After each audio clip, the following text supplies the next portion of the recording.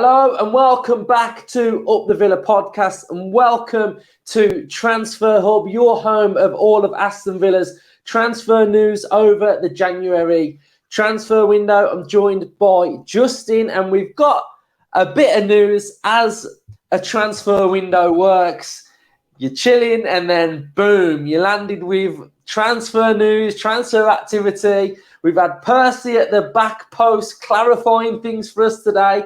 So Aston Villa want Alberto Moleiro from Las Palmas. And we have also had a bid rejected for Alex Moreno of Real Betis. He is the left back that we are linked with. And Moreno looks like he will be Unai Emery's first signing. Apparently that we're still in talks with Betis. The fee's looking at around 12, 14, 15 million pounds. But the one that's caught my eye is this Moleiro from Las Palmas. Really, really exciting winger. And we also know that Unai Emery has stated today that Aston Villa are out and out looking for a winger. The Moleiro one does feel a little bit like Alvarez. And we were in for Alvarez and we missed out on Alvarez. We should have gone in for Alvarez. A summer later, he's at Manchester City and he's just picked up a World Cup medal. So I think with these type of ones, strike while the iron's hot. If you're in, get him in, let him develop, let him grow. He does look like potentially one for the future. He's 19 years of age, but I'll let Justin have a little chat about him as well. So, Justin, thoughts on today's news with both players? Yeah, very interesting. I'll start with the Alberto Moleiro. I'm not sure how to say that last name. Moleiro, the Las Palmas player, because I think that's probably the more exciting one. 19 years old, attacking midfielder, can actually play left wing, has played left wing, right wing, centre forward, centre midfielder. But I think he's more comfortable by the look of my research at sort of attacking centre mid, so the 10 position. But it actually fits perfectly into Unai Emery's system, doesn't it? Because he likes to play this asymmetric 4-4-2. So there is a space for a sort of right-sided or left-sided or central attacking player. So he would tick all those boxes for us. A lot of comparisons in his short career up to now in Spain with Pedri. He plays more of a centre midfielder, but more that sort of type and style of player. Quite short, he's very young, obviously 19, but he's already, after 2 seasons, been linked with Madrid, Barcelona, Liverpool in England, and Arsenal. Signed a massively long contract last year after he had his breakthrough season, so up till 2026. I mean, I'm pretty sure he won't see that out at Las Palmas. I'm sure he's going to leave this window by the look of it. Currently playing in Spain's second division, where he's the third in chances created in that league. So for a 19-year-old in his second season, and they are currently top as well. So he's sort of playing really well in that division. Looks like they're going to get promoted back through, no small part through him. 20 games he's played this season, scored 5 goals, five assists. Sorry, he hasn't scored this season. Scored 3 times from last year. Has already represented Spain for under 19s and under 21s, despite only being 19. So it's a very exciting signing, like you say. These players at that age, you've got to take a bit of a punt on him sometimes. And the amount of clubs circling around him now, if we don't go for it and we don't pull the trigger and get him in, somebody else will. And it could be another one of those where we watch him develop at another club and you're thinking, why didn't we just get him over the line? I'm sure it's not as simple as that, because a player of his quality, where so many good clubs are after him, he's going to have the pick of a lot of clubs, isn't he? But I'm hoping Unai Emery is the trump card in this. I don't see the money being a problem. They're not asking for masses. I think it's around 25, 30 million, which is a lot of money for a 19-year-old. But if you're buying potential and you're buying longevity, you stick him on a long-term contract at the club, you bring him in and you ease him in. And that's the way, for me, you develop a 19-year-old coming to another country to play football. But yeah, massively exciting. I think that one is. I've watched a few clips of him. I don't generally go off YouTube clips because I think if you looked at my track record on YouTube and my best bits, I'd look like a top quality footballer. So you've got to Rick, take it. didn't you play though? Yeah, you've got to take it with a pinch of salt because you can't go off YouTube. Obviously, you get an idea of the type of player they are and what they can do on the pitch. But he looks very good. He looks really exciting. He's definitely a player that'll get people off the seats, which is what you want, isn't it? And at 19, I think he could be a really, really astute bit of business for us in this transfer window. Yeah, and from everything that I'm reading as well, it's got this feel of if you don't strike now in the summer, Somebody then else there's will. certain clubs that will. So I think if he is on Aston Villa's radar, which he looks like he is, I think now is the time to strike and go out and get him. So there was a little bit of a link in December about Alex Moreno joining Aston Villa. So this has sort of heated up today. Percy's mentioned it as well, that we have had a bid rejected for Moreno. So it does look like Emery is looking at the fullbacks as an area in which he wants to massively improve on. So, yeah, it looks like Luca Dean has got to fight for his place, fight for his position if Moreno comes in, because we've seen it last January, didn't we? Target gone, Luca Dean in. Deja vu, isn't it? Left back is on the agenda in January again. So I think Moreno has done really well, hasn't he, in Spain? He's played really well. He's one of the best players for Betis. He's one of the best left backs in La Liga. His numbers are all really good. So I think Emery wants a fully functioning side. And I think there's certain areas in his side that have to work and have to not only do one role, you've got to do a few. You know, you've got to, if you're a fullback for Emery, you've got to defend well, you've got to attack well, you've got to have assists, you've got to have numbers to your game as well. And unfortunately, especially on the left-hand side, Luca Dean doesn't have that. And Cash, I mean, Cash's numbers aren't great either. So I think he's looking at that thinking it is an area in which we do need to strengthen. So what are your thoughts, Justin?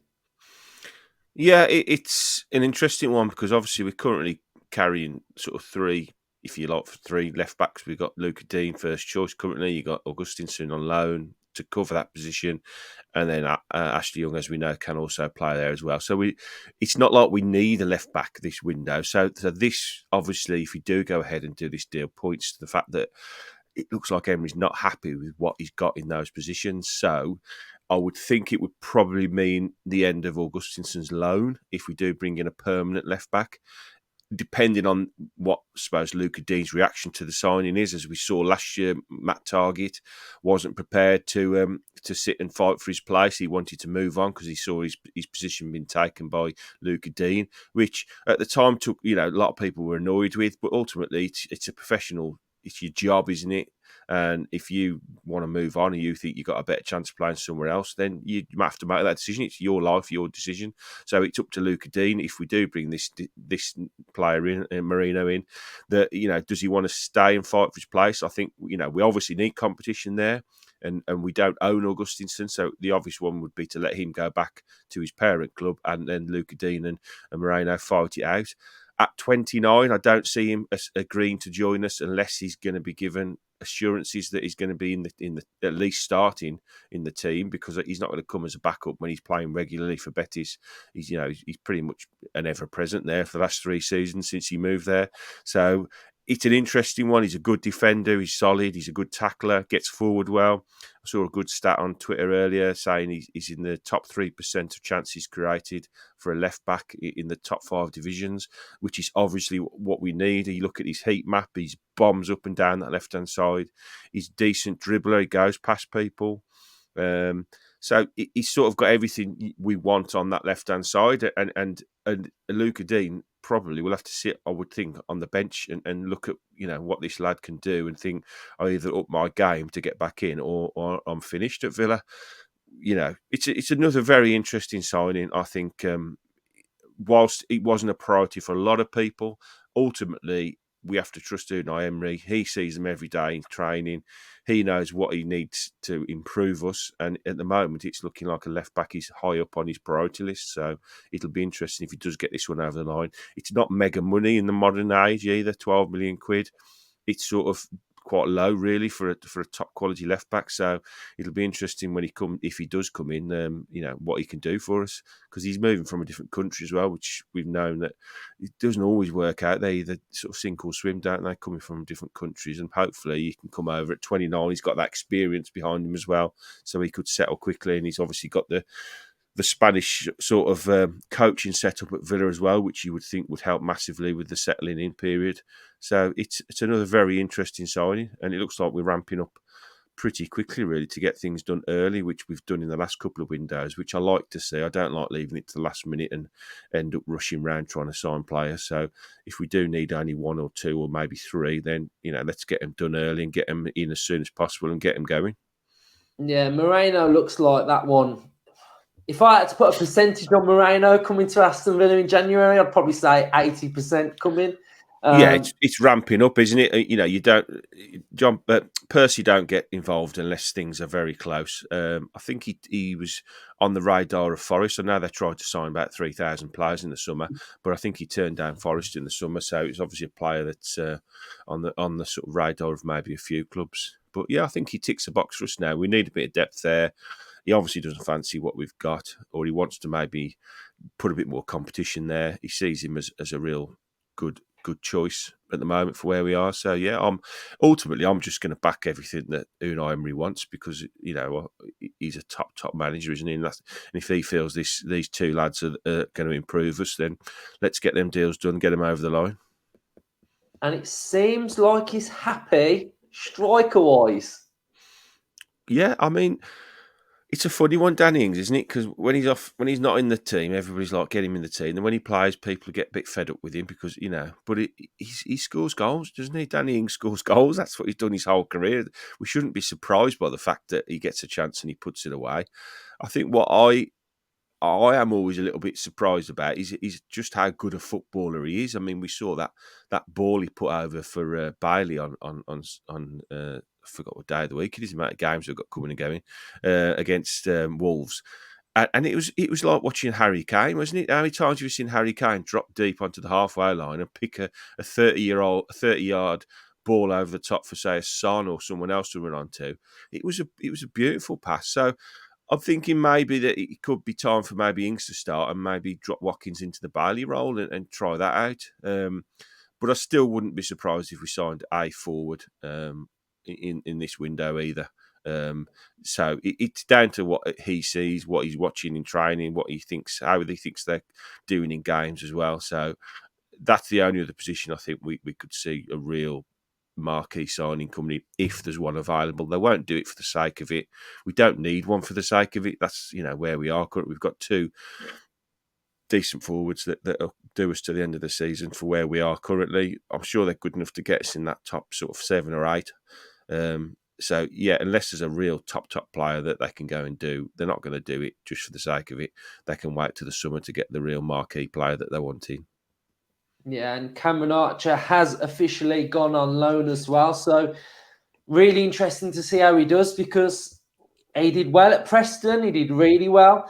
Now he's gone in at a top-end championship club this season who are fighting to get promoted. So, if he can bag some goals like what we know he can and fire Middlesbrough back to the Premier League, then his stock will rise. And it just does him the world of good, doesn't it, to see Massive. Cameron Archer scoring goals. I think looking at Middlesbrough since Michael Carrick went in, they're flying, aren't they? He's doing a fantastic job there. So I think he's going to get game time as well. So I think he's good enough to play there. He's proven in the Championship he can score goals, and it'd be good to see him playing week in, week out in a team that's obviously full of confidence. Yeah, you stick him up front with a team that's creating chances. We know what Cameron Archer does. He's a finisher, isn't he? So he needs this 6 months now. He needs to kick on in his career. He needs that bit of confidence. So hopefully this is just a move for him. He can come back in the summer and then impress Emery and maybe be a part of the squad again, but actually get minutes on the pitch. Yeah, and I think I'm pretty chill with Archer. I think he's 21, isn't he? Is he 21?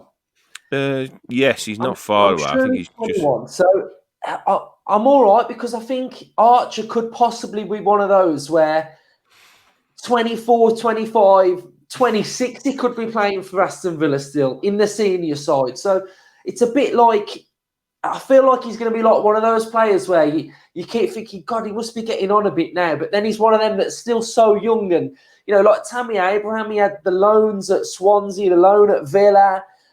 He went back to Chelsea. Then he went to Roma. And, he's scored goals everywhere he's been. So I think loan spells can do strikers good because all they need to do is just keep scoring goals. So it's not the right time for Archer to be playing in the Aston Villa side, but potentially down the line, it could be, couldn't it?